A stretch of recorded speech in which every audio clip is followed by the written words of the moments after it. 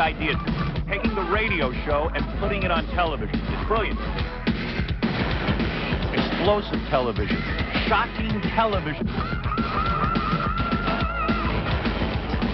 This is good television. This is genius.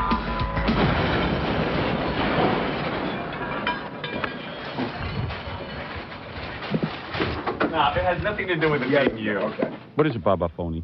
We have two phone callers on the line. The first one, this guy right there, that's the guy that made the phone call to Peter Jennings on Friday night about the O.J. Simpson thing. Now, I understand. I didn't see the ABC report, but Al Michaels was part of it. Yeah. Well, Al Michaels comes into it because Peter Jennings has Al Michaels is a big fan of our show. He's a sports announcer with ABC, obviously. Everyone knows who he is. And Peter Jennings, I guess Peter Jennings, you know, it's really true what I say about anchor people. We watch them, and the real good ones make you feel like they're so intelligent. Yes. But Peter Jennings, like all anchormen, is a puppet head. He's like the straw man in The Wizard of Oz. If it is not written down on a piece of paper for an anchorman, I guarantee you they can't say it. I don't think Peter Jennings has a brain. They don't know that it's a phony phone call until somebody tells them in their earpiece. Yeah. Otherwise, he'll just keep going. Because what it was is the setup was O.J. was out on the highway, I guess, and they're following it, and Peter Jennings says, I haven't heard this yet, but Peter Jennings says something like, hey, there's a guy, a witness right there. He saw O.J. No, they're already in the driveway. Yeah. Oh, okay. And he says, right. he says, I'm O.J.'s neighbor. But meanwhile, the guy sounds like Stephen Fetchit. He goes, hello there, Peter Jennings. It was a real bad one. He doing a real bad black dialect? Like I do every day. And he goes, now, looky here, I see out the dough. Now, first of all, where's a guy who sounds like that next door to O.J. Simpson? I mean, you know, use your head. He might have been in the gardener's cottage. My father said he was watching it on TV. He says, this Peter Jennings is a nincompoop. Thank goodness for Al Michaels. And I'm beginning to think the sports guys are the ones with the real brain. Yeah. You know, David Biannacouli in his column today says that Stern ought to tell his audience and his most devoted followers that it's time to stop. That would be the right thing to do. He says by not telling them, I've told them not to do it. They don't listen to me. He's saying the prankster should never have made the call, and Stern, by not firmly and seriously disavowing such poor taste phone calls during coverage, has reached the point where he shares the blame. Excuse me. Where is that coming from? Mr. Biannacouli, I think it's incumbent upon news organizations to check their sources. Yeah. I have to question what these other sources are, if they ever call back and check to see if these people are valid or have in other words, real true story to tell. You're saying by those phone callers, it shows you that the media will talk to anybody. Absolutely. And they'll report to you what anybody says. Thank you. You can make up anything. Thank you. And as a matter of fact, it certainly showed that during this whole thing that Peter Jennings is out to lunch. Is out to lunch. In fact, he should be watched for Suicide Watch.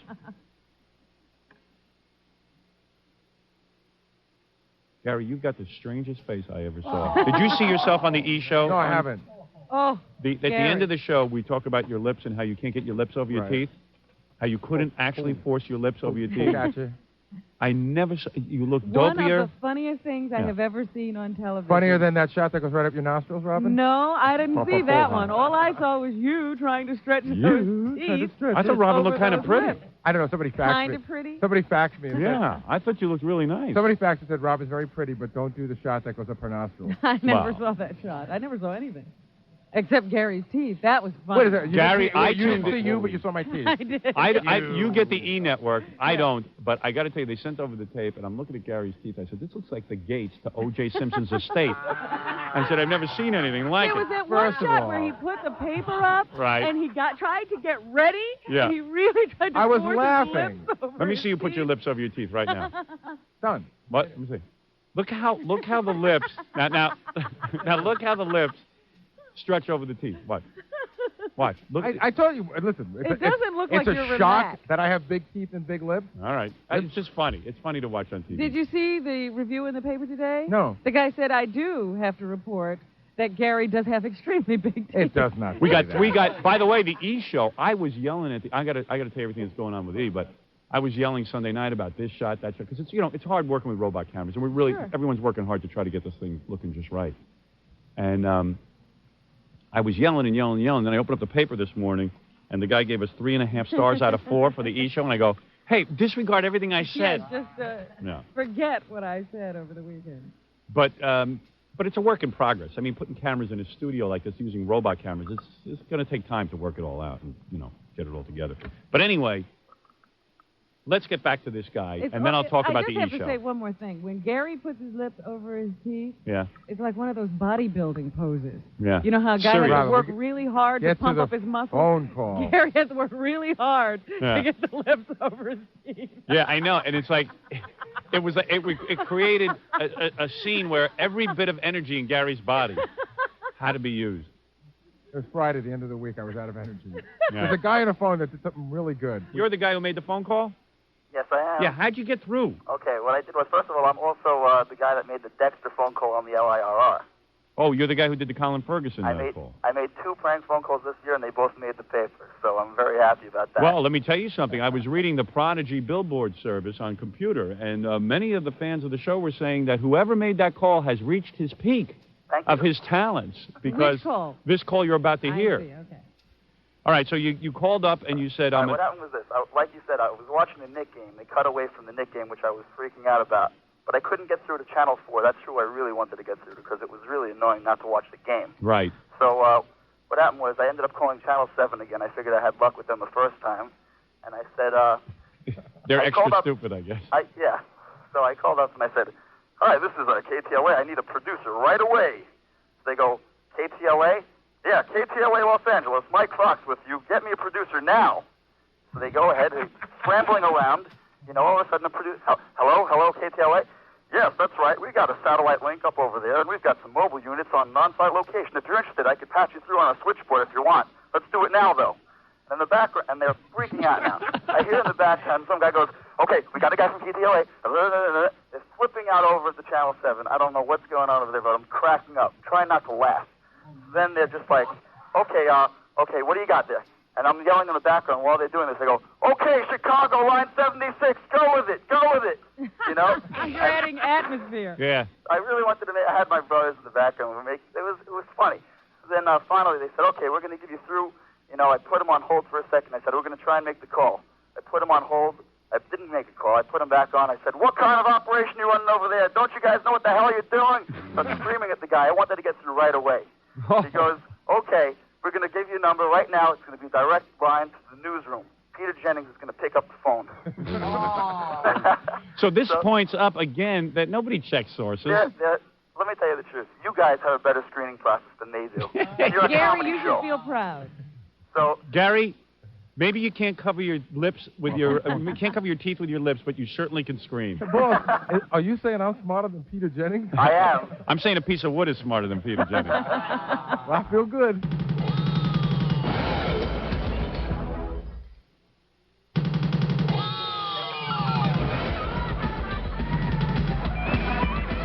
Oh, now I feel good. So what happens is the next thing I know, I go ahead, I shut off my TV because I know there's going to be a delay on. I call up. First of all, let's just say everyone was in a state of confusion because on one channel, you had 10 black guys. This is what I had observed, 10 black guys playing with a ball. And the other channel, you had 2 black guys in a car playing with a gun. I'm saying, where are the white people at? What is it? I can't get white people on my TV. Friday night and no white people on TV. The only white guy I saw for a few minutes was Larry King, and that's a poor example of a white person. I said, what is this? It's like color television. They literally meant it when... What, white people don't show up good on screen? Did that guy in his article, when he wrote about this phone call, did he say anything about how the networks don't do anything to check? No. And how they're all in such a rush to scoop each other that they put on things like this? No, they just blame us. And by the way, I mean, really, what is the big deal if a guy gets through and says Baba Booey? Right, it's not like it's the most important. It's not like a presidential funeral. And what if it was? So what? If the guy got on and just lied convincingly, they would appreciate that much more. Yeah, right. Which they do all the time. So anyway, you get on. So don't let me interrupt your story. So you get on.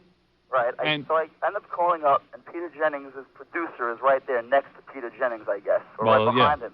And they said, "Okay, you're the guy that spoke. That's right on location." So then all of a sudden I come up with this voice. I go, "Why, yes, I am. This be Robert Higgins, and I'll be across the street from O.J." All right. So let's go listen to the tape at this point. Okay. All right. Let's put it on right now. Again, it just seems perfectly clear that Cowling wants everybody to be calm.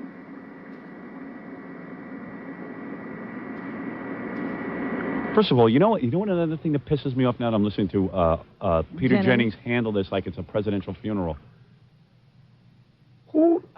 This guy's worth $10 million, they say, O.J. Simpson. They should deduct from his money the amount of money it costs to have 50,000 police cars chasing him for an hour. Do you know what the taxpayers had to pay to apprehend this guy? Well, why do I have to pay for it? The police didn't have to let O.J. slip through their fingers like Fine. that. They caused a lot of problems by not keeping an eye on O.J. But the bottom line place. is you and me have to pay, and the people of Los Angeles and everyone else in the world have to pay for police protection. Why am I paying for 5 cars, helicopters, and everything else? There were 18 cars 18 following him. Who do you think pays all these officers? Let O.J. pay them.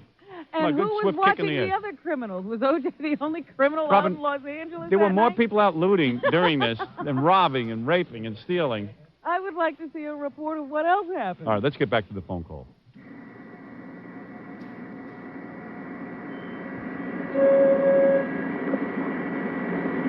Right now, Peter Jennings is, letting things Nobody's happen. Whispering anything in Peter's ear. Right. He's looking... Peter, wake up. You look half asleep from that bad eye job. Here we go. Did he have an eye job? I don't know. All right. Looked like it to me. Peter, wake up. Say something, quick. Wake up. Ask everybody to be quiet for a moment. We have on the phone with us as well Robert Higgins, who lives in the neighborhood and is on the ground and can see inside the van. Mr. Higgins. Yes, how are you? Just about as tense as you are, sir. Oh, my Lord, this is quite tensive. What can you see? Oh, what I'm looking at right now is I'm looking at the van, and I see O.J. kind of slouching down, looking very... Now, at this point, my father said to me, I didn't see that. He was watching. He says, everyone knew it was a phony phone call. It was definitely a Howard Stern fan. Peter. Except Peter. Al Michaels is like, look at him now. Peter. I'm looking at the van. This is very intensive. Peter Jennings had turned into George Gobel on the Tonight Show set as the cigarette ashes from Dean Martin were going into the cup. Very upset. Now, looky here. He looks very upset. I don't know what he's going to be doing. Can you see him doing anything specific? Is he merely sitting there? He is just sitting around, just looking like he'd be very nervous. He's picking his toes. He's looking like he'd be very nervous. What did he do? What did he do? Lordy have mercy. The man him picking his toes and looking very vulnerable. Great googly boogly. I can't believe it. Is it possible that Peter Jennings, in his distinguished career, has never spoken to a real black man? Well, he's Canadian. Oh, okay. They don't have many. Defense. Tell me, as long as I have a black person on the phone, can you skate with that extra bone in your ankle? Well, knows I can't. That's why we can't swim either. Our feet are too heavy and weigh us right down to the cement in the pool.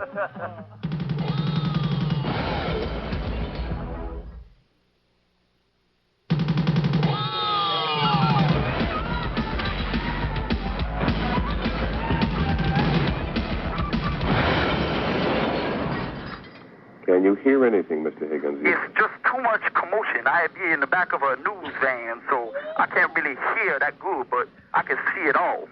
And I see O.J. I see O.J., man, and he looks scared. And I would be scared because there's cops all deep in this. Thank you, Mr. Higgins. And baba booey to y'all. The driveway of O.J. Simpson's home in Brentwood. Clearly an effort being made to have him come out of the vehicle in the doorway of the house. I done be cut off the line. Hey, does Peter know now? Yeah, I think they might have informed him in his headphones. But he's so heroic. Such a robot. Yeah, a robot puppet head. Makes no reference to it. The phone call just goes away.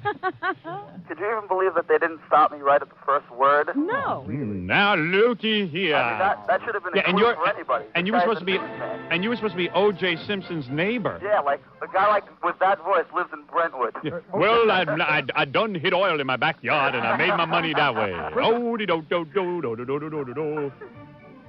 I've been sitting back at a newsstand here, and ooh, he looked very scared. Members of the Ku Klux Klan called up and were blushing. They were so embarrassed. I mean, we're trying to make everybody think white people are smart, Peter. now I'm looking here. I'm be next door to O.J. Been living here for many, many years. In fact, Mr. Drysdale coming over with my money right now. I like that, Miss Jane. Haven't the papers pointed out like 50 times that O.J.'s the only black guy in Brentwood? Yeah. That's why he's suffering black stress. His friend, Al Cowling. Peter, by the way, just for the record, this is Al Michaels. That was a totally farcical call. Lest anybody think that was somebody who was truly across the street. That was not. He said something in code at the end that's indicative of the mentioning of the name of a certain radio talk show host. Okay, thanks, Al. So he was not there. All right, we have them on every coast. Thank you very much. What did Peter Jennings say? We have them on every coast. Code name. His code name is Baba Booey. I guess it's indicative of some peripheral character, Baba Booey. From the talk show radio host. Now, hold on there, Mr. Michael. I'll be right with you, Mr. Jennings, because this man is making a terrible statement about my reputation. Peter, we have to point out that there really are no black people that talk like that anywhere. in the world.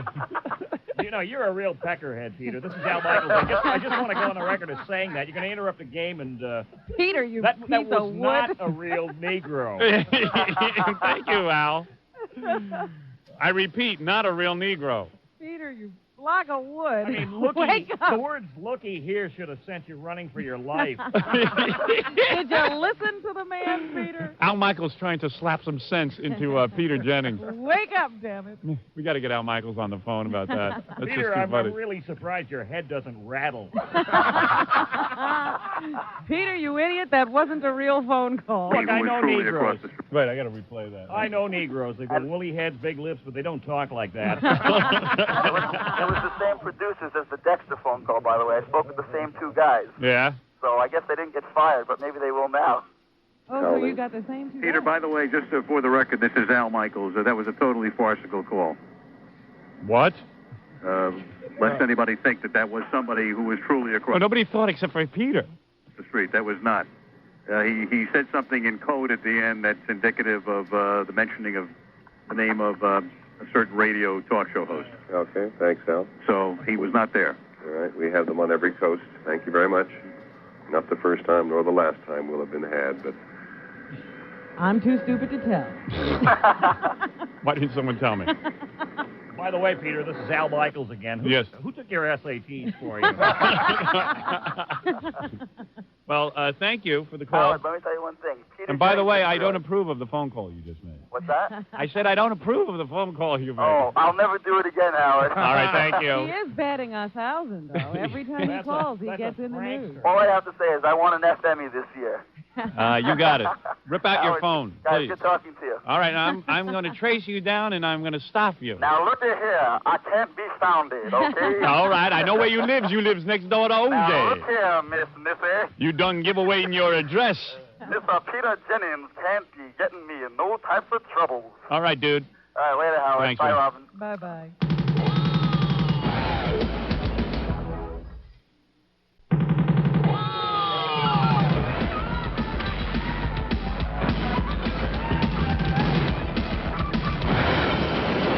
Hey, Fred, am I going to see your face the whole show? I don't know what happened to our balance, but now I see you the whole time. What happened to our... Where are you, Fred, that you're not? No, I never used to be able to see Fred's eyes or head, and somehow Fred is up higher. What?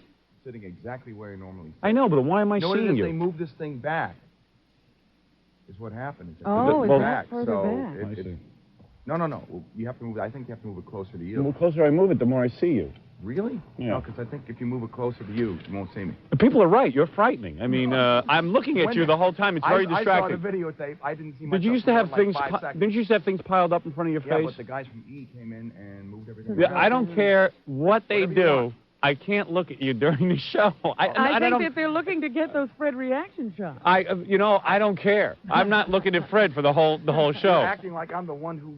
Gary, bring in a paper bag that Fred may wear it. No, you can cut the eyes Don't out. wear a blindfold.